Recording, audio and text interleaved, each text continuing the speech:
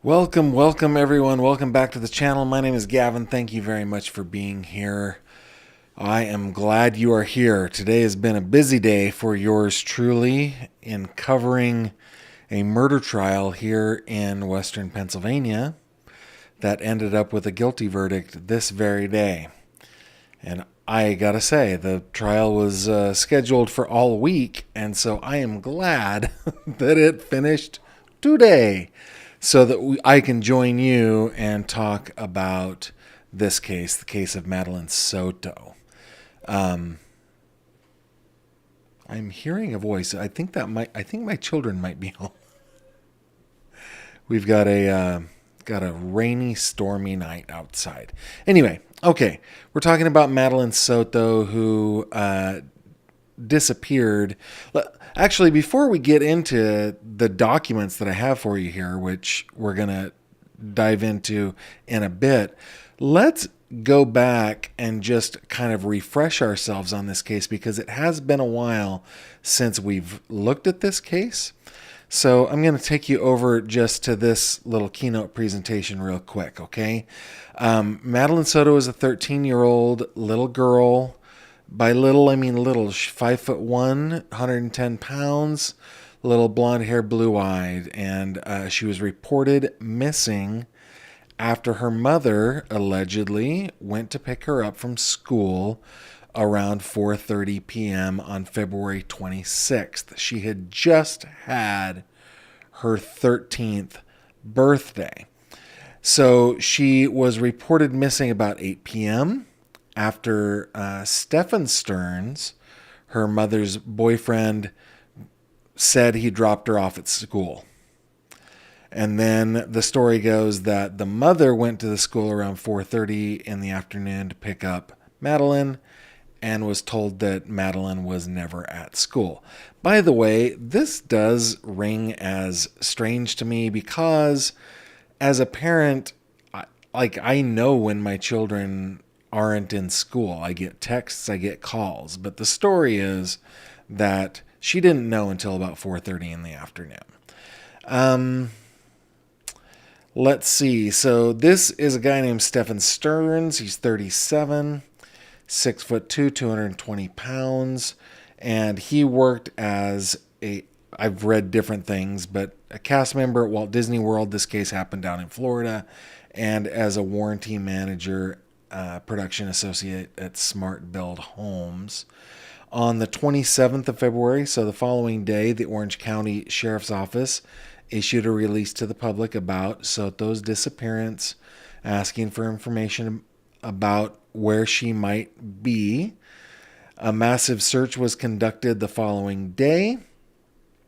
Sheriff John Mina there in Orange County said that deputies accessed Soto's phone, finding information that indicated that she wanted to live in the woods when she turned 13 years old the previous 22nd, so 6 days earlier. He also said the deputies searched the area where she was last seen, areas where they received tips, and any areas where their investigative leads took them. Ultimately, the search came up empty, but that same day, Stearns was arrested as the prime suspect in Madeline's disappearance. In the press release that day, investigators said that they discovered disturbing images when they searched Stearns' phone, and a review of the device's data showed that someone had tried to delete evidence ahead of time. And we have talked about this a lot on my channel. This kind of tampering with evidence, one, it'll get you more charges, and two, it proves your consciousness of guilt later on. Don't be a stupid criminal, okay? Actually, don't be a criminal, but if you are going to be a criminal, I guess be a stupid one. We appreciate it when you act like an idiot. Okay, the images and videos on the phone were criminal and sexual in nature, it said, and detectives were able to pinpoint those crimes to the family's home in Kissimmee, the release shows. As a result, Stearns was arrested, held on no bond. He faces charges of battery and possession of child SA materials. And then there's a quote that says, Stephan Stearns had an opportunity tonight to come clean with the detectives and help lead them to information about Maddie's disappearance. Her loved ones deserve answers, and the Orange County Sheriff's Office and the Kissimmee Police will not stop until we find Maddie. The following day, the affidavit for Stern's arrest was released. It provided details about the information. It said in the affidavit that Stearns had told detectives that he had dropped Soto off in front of a preschool down the road at 8:40 a.m., despite the middle school being farther down the street and classes starting at 9:30. Detectives said this appeared unusual. Guys, as soon as detectives go, oh, that is unusual, man, they will pinpoint in on it. I've just sat through 2.5 days of murder trial. I'm telling you, let me sidebar here, okay? I've been covering this trial. The defendant is a guy named David Allen Bosley, and he has now been convicted of murdering 76-year-old Suzette Nellis. When police discovered him, all they were doing was canvassing the neighborhood. He was the third door that they knocked on. When they talked to him, he said, "Oh yeah, I was fishing that day." And he told them where he was fishing, which put him exactly in the crime area, right?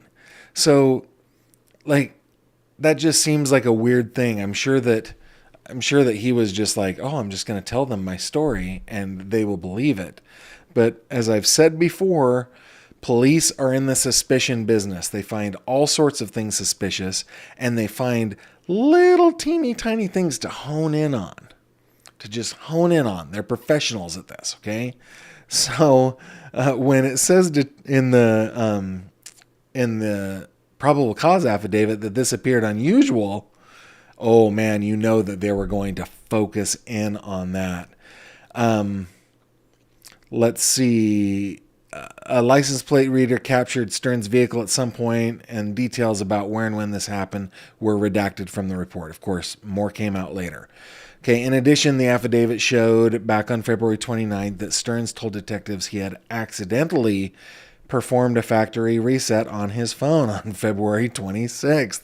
Guys, again, don't be a criminal, but if you're going to be a criminal, I guess, be a stupid one, because factory resetting your phone does not erase things. Forensic scientists using tools like Cellbrite are able to get in there and see everything. So stupid. Okay, so investigators were still able to discover on the device images on the device that depicted, what it says there in that last sentence. Okay. March 1, again, we're just kind of doing a review here. During a news conference, Sheriff Mina said investigators were confident that Soto was already dead, having been killed at her Kissimmee home before Stearns moved her body. According to Mina, there was video evidence showing Stearns throwing items into a dumpster at their apartment complex around 7:35 a.m. the day she disappeared. And Sheriff's Office later said that they found her backpack and her school-issued laptop in the dumpster. Dumb. Stupid. By the way, while I'm doing this, guys, let me just remind you that oftentimes in these live streams we get lots and lots and lots of comments. It's really hard for me to go through all of them. So if you have a comment that you really want me to see, that is important to you, that maybe that I show it here on the live stream, just put GF : in your comment. And that way I will know it is to me, not just to the other commenters in the live stream. So I'll just leave that up for a bit so that you guys can remember that if you want to talk to me. Okay, so while Stearns had reportedly dropped off Soto near school that day, Mina explained that wasn't the case. Again, this is March 1st, and Stearns was instead spotted driving a vehicle with Soto's body inside. By the way, like traffic cams and things like that, guys, they have license plate recognition things, technology. It's not really hard. They don't have to do hard searches anymore to find out where a car is. I know this the hard way from speeding in Great Britain the first time I was there. if you rent a car in Great Britain, don't speed. Okay. Same day, Mina says, we have evidence that showed Stephan Stearns returning to the complex, and Madeline was visible in that vehicle. We believe that she was already dead at the time. And after another long search, Orange County deputies finally recovered her body from a wooded area off of Hickory Tree Road in Osceola County. It is, let's see, who said this? Chief Betty Holland from the Kissimmee Police Department says, it is with a heavy heart I inform everyone that, as we expected, Madeline SOTO is deceased. Thankful she was found, and for the coordinated efforts of all these offices. This is a sad day for our community, and we mourn the loss of such a young life. Okay, that night a vigil was held in her honor. There were a couple things. The following day, Stearns waived his first appearance in county court. So he was represented by his attorney. He got no bond. I'm going to skip through all this stuff that was just kind of sideshowish. On the 6th, released court records show that Stearns is accused of SA against SOTO for years. And we've gone through that document. So despite his attempts to wipe his phone, investigators were able to find all that stuff that went as far back as 2022.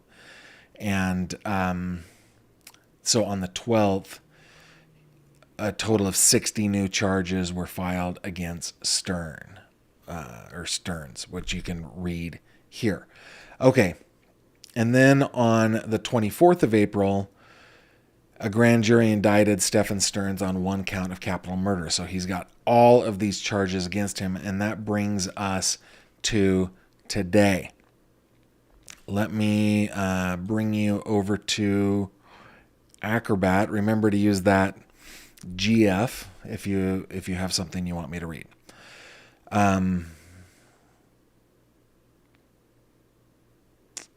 Let's see. Okay. So this was filed in Osceola County Circuit Court, which is where this case is being tried. The family lived in Orange County, but because Madeline's body was found in Osceola County, it's happening in Osceola County.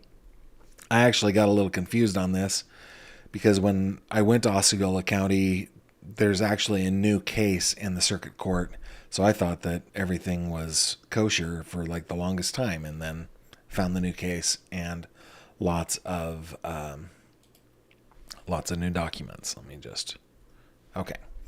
All right. So basically what happened is the defense sent in their demand for discovery, and this document is the state's response to that demand for discovery. They are required to turn over almost all of their files in regards to the case.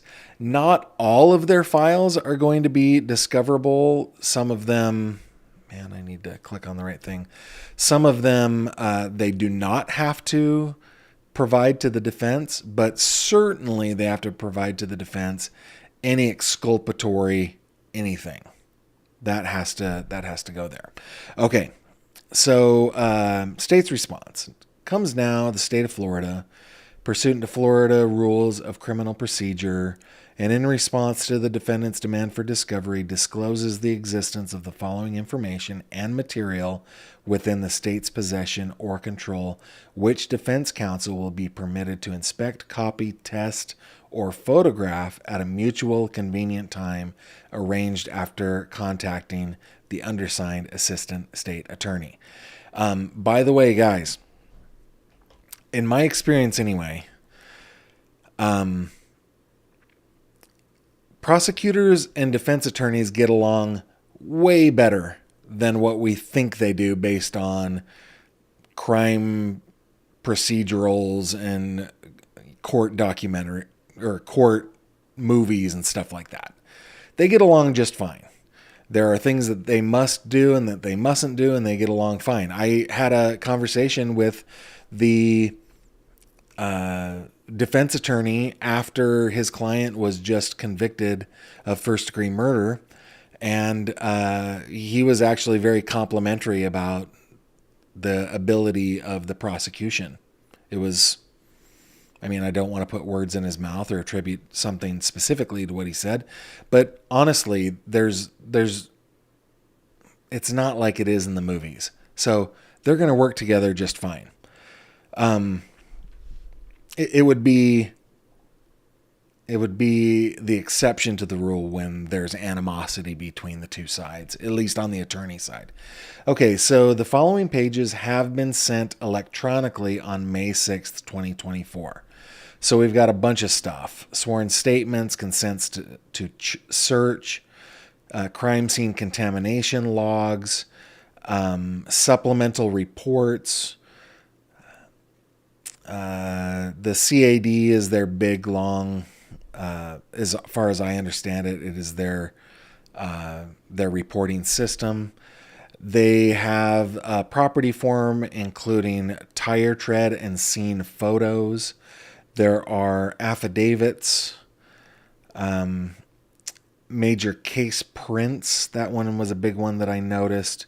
And then there are a whole bunch of search warrants. And this is something that I wanted to go over with you guys. Okay, so they got a search warrant for 4012 Santa Maria Drive, number 107. This is the Kissimmee apartment of Stephan Stearns and the whole family. An affidavit for a search warrant for Maddie's Discord account. Affidavit for a search warrant for Google, and it is this Gmail address. I am guessing that would probably be Mr. Stearns. An affidavit for a search warrant of a Lincoln. Affidavit for pen register, Instagram, Little Figment. Oh, I feel like I should have already looked that one up, man. That is one I should have looked up. Let me see if I can find that real quick. Give me just a second here.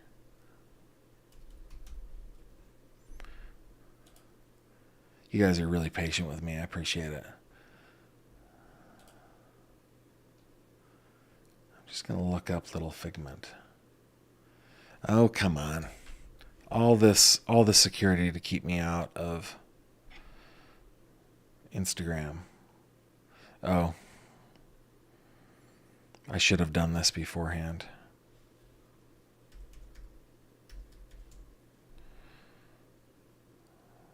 See if that'll get me in. Give me a second here.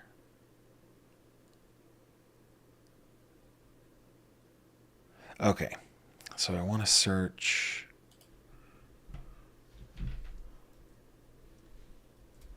What did I want to search? Little_Figment.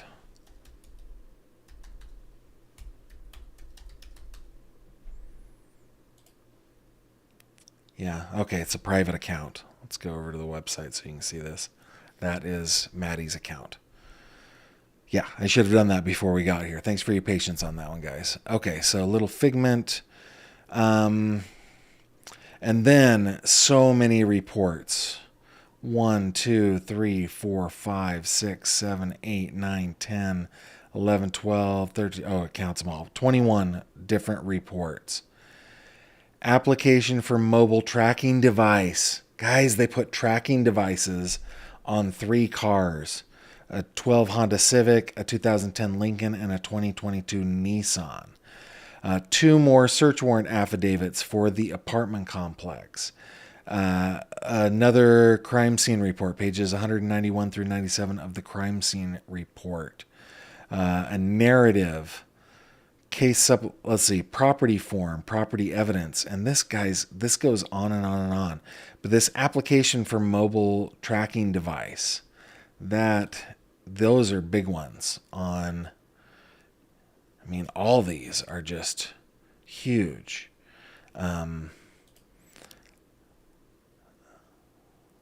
More search warrants. Search warrants for Discord. Firearms trace summary. Affidavit for search warrant to Google. The non-disclosure order for probably the affidavit for the search warrant on the Lincoln. Application requesting the installation and use of pen registration and trap trace device and disclosure of stored electronic communications and transactional records. I wonder what that is. Guys are so patient with me. Let me just copy. It doesn't want to let me copy that. Okay. Warrants for telephones. 1, 2, 3 different telephones. Information on like medical information, her behavioral and psychiatric health of Madeline SOTO. So many reports and narratives, so many pages. So they have sent hundreds of pages their way. All this stuff. I'm just going to keep going. And then the following media has been sent. So the medical examiner's photos, the Orange County forensic photos, another DVD of forensic photos, and then the following media is available for copy, a 1 terabyte hard drive. I don't know if that means it is full. Please provide a 1 terabyte hard drive for a copy to be created and provided to your office. I think they want at least 1 terabyte. So they've got the defendant's cell phone download. They've got the search warrant of the Google account. And then it says this evidence is to be viewed by appointment only at the office of the State Attorney General as it contains CSAM, which I am not sure of. But that is a giant list of so much information, up to 1 terabyte worth of information that investigators have, that the prosecutors have in their case against this guy, Stephan Stearns, who stands accused of murdering Maddie. It looks to me like you guys don't have anything specific that you want me to see, except Autumn once again taking care of me with that super chat. Thank you very much, Autumn. I deeply appreciate that. Autumn takes care of me, guys, and she's one of our amazing mods, and she's one of the admins of the fish tank over here on Facebook. If you are on Facebook and you would like to interact with me and with Jamie and with Autumn and something like 800 of our closest true crime friends, come on over to the fish tank and join us there. You can always go to my website, gavinfish.com, and just go ahead and click on that little fishy right there. And then all of my socials are there, including my Patreon. Thank you very, very much to all of you who support me on Patreon. And then I did think that I saw one other thing. Let me just scroll down here. Oh, yeah. Maybe the sound I was hearing was the ghost in my house. Yeah, his name is Jimmy. He likes to play the piano, but it sounded like a voice. The house is haunted, so we do hear some things here and there. I wanted to see if there was one other thing that... Phoenix says, so great to have you back, Gavin. I hope it was an awesome weekend for the fishies. You'll have to share about the moment you first saw Daddy's little girl already in her gown. Yeah, Phoenix is talking about the fact that our daughter was married, and we celebrated her nuptials this past week, and it was a delightful experience. I have to say, though, it was hard. Like, I've been fighting this. like she's a grown woman. We've raised her. She's turned into exactly the kind of person that we hoped she would turn into. And she's doing great things. And she has now married her high school sweetheart, who has just recently graduated from college. And they're off to New York City to chase their dream after about a month in another state doing a play that he has been cast in. So anyway, it was wonderful. We had a great time and really, really enjoyed ourselves. I have to say though, tired. I am tired. I thought there was something else that I saw. Ah, yes, there it is. Mooney gifted 5 memberships to the channel. Thank you very much. I didn't want to skip that, Mooney. Thank you very much for gifting those memberships. Those memberships are very, very helpful in getting me ever closer to working on YouTube full time. All right. Now, so thank you for that. I don't want to just move on. But guys, I am going to be back here in about an hour on YouTube. We are going to be talking, let me bring you over to my website. We're going to be talking more, giving you an update on this case, the Rebecca Byler case. It was just a couple of days ago that somebody requested an update on Rebecca's case. You can see that I've done a lot on it already. And you can go to the case page and see all sorts of case documents, but I have gotten some more case documents from the court, 4 or 5 new documents that I'm going to be going over here in about an hour. So if that is a case that is important to you, please join me back at 9 p.m. Eastern, and I hope to see you there. With that, I will bid you, I was going to say you adieu, but I will bid you see you in about an hour. All right, take care.